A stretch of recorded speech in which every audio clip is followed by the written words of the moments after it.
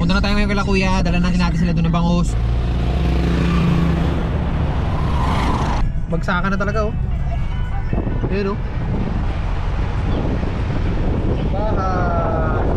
Bakbak yung mga linemen oh. Saludo sir.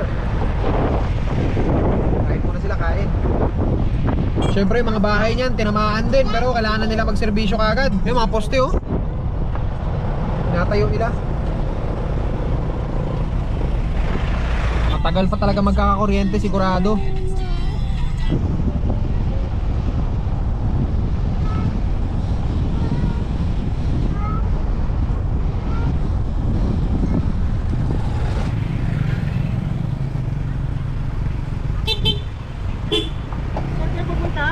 Mag-cross kayo dyan? Bakit? Putol yung tulay.